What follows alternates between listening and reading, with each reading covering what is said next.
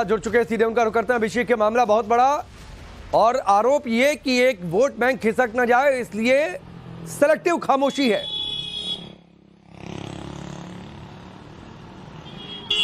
देखिए, ये अपने आप में बेहद संगीन मामला है, जिसमें एक मौलवी जो दीनी पढ़ाई पढ़ा रहा था बच्चियों को, उसने उनके साथ जो हरकत की है ये बेहद ही शर्मनाक है। इसमें सबसे बड़ी खबर तब हो जाती है जब वहां का जो विपक्ष है वो बिल्कुल शांत रहता है। आपने विधानसभा सत्र में देखा, बीजेपी विधायक जो शिव अरोड़ा हैं वहां के, उन्होंने इस मामले को उठाया। उन्होंने उल्टा आरोप लगाया कि जो विपक्ष को मामले उठाने चाहिए थे वो विपक्ष कहां गायब है।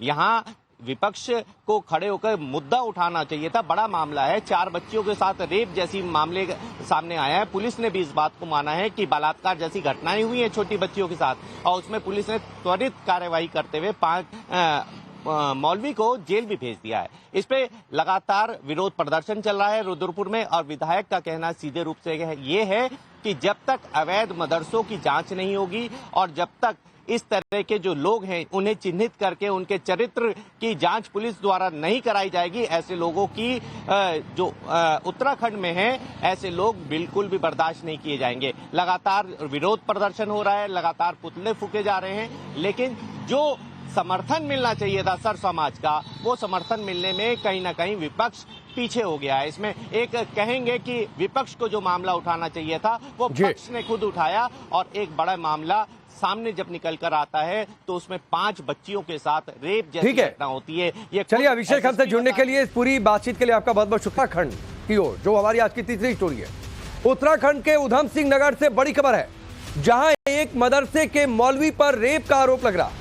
जानकारी के मुताबिक मौलाना पर मदरसे में पढ़ने वाली नाबालिग बच्चियों से रेप का आरोप है, जिन्हें वो अश्लील फिल्में दिखाकर अपनी हवस का शिकार बनाता था। वहीं पीड़िता की मां ने इस मामले में शिकायत की है, जिसके आधार पर मौलाना को गिरफ्तार कर लिया गया है और उसे जेल भी भेज दिया गया। पीड़िता की मां ने जो शिकायत की है, उनके मुताबिक मौलाना अन्य 4 छोटी बच्चियों को भी अपना शिकार बनाता था। वहीं पुलिस इस मामले की तफ्तीश में जुटी है और उसके मुताबिक जिस मदरसे में ये बच्चियां पढ़ रही थी वो मदरसा ही अवैध था, यानी बिना परमिशन के मदरसा चल रहा था। ऊपर से मौलवी बच्चियों के साथ दुष्कर्म का आरोप। तो इस मामले में अब कार्रवाई हो रही है, मौलाना के खिलाफ शिकायत दर्ज हो गई है, बच्चियों से दुष्कर्म का आरोप है, आरोपी मौलाना को जेल भेज दिया गया है। और इस मसले को लेकर उत्तराखंड विधानसभा में भी जमकर हंगामा हुआ है। जिस मदरसे में ये बच्चियां पढ़ रही थी, जिस मदरसे में मौलाना था, वो मदरसा भी, उस मदरसे के भी अवैध होने की जानकारी सामने आई। तो ये बड़ी खबर है उत्तराखंड। तारीख को हमने एक एफआईआर लॉन्च किया है। एक पीड़िता बच्ची की मां की तहरीर के आधार पर एक व्यक्ति जो मौलवी है, ये जो है थाना रुद्रपुर में एक मस्जिद है, मस्जिद के ऊपर एक अवैध मदरसा बना हुआ है। इस मदरसा में छोटी छोटी बच्चियां उर्दू सीखने जाते थे। उन बच्चियों का शारीरिक शोषण, बलात्कार और मतलब पोर्नोग्राफी दिखाना, ये सब चीजें होता था करके तहरीर आया था। तो उस तहरीर के आधार पर तत्काल हमने, एक बच्ची की मां ने तहरीर दिया था, उसके आधार पर हमने एफआईआर करके उस मौलवी को गिरफ्तार करके जेल भेज दिया। अभी 4 दिन बीत गए हैं इन्वेस्टिगेशन में। बड़ा हैरतन चीजें सामने आया है। अभी तक जो है तहरीर में ही, जो पहला तहरीर दिया था उसी तहरीर में 4 और लड़कियों का जिक्र है। और चलिए आगे बढ़ते हैं, एक और बड़ी खबर है। इसी को लेकर उधम सिंह नगर रेप मामले की गूंज विधानसभा तक पहुंची है। यानी मदरसे में मौलवी ने जो किया उस पर कार्रवाई भी हो रही है, लेकिन विधानसभा तक ये मामला पहुंचा हुआ है।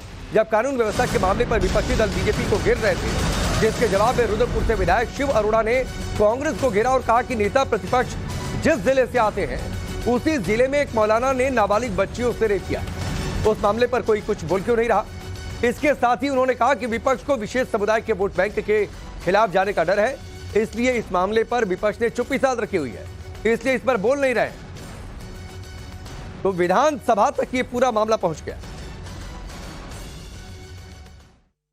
एक किसी यौन उत्पीड़न की पीड़िता के विषय में यहाँ चर्चा की गई। जहां तक मुझे ध्यान है अध्यक्ष महोदया, उसका नाम नहीं लिया जाना चाहिए। सदन में उसका नाम 2 बार लिया गया, इससे थोड़ी मेरी आपत्ति है। कि उसका नाम जो हमारी सुप्रीम कोर्ट की गाइडलाइन से, पहली बात तो उस नाम को नहीं लिया जाना चाहिए। नहीं, आपने ये बोलो नाम हमने नाम नहीं लिया।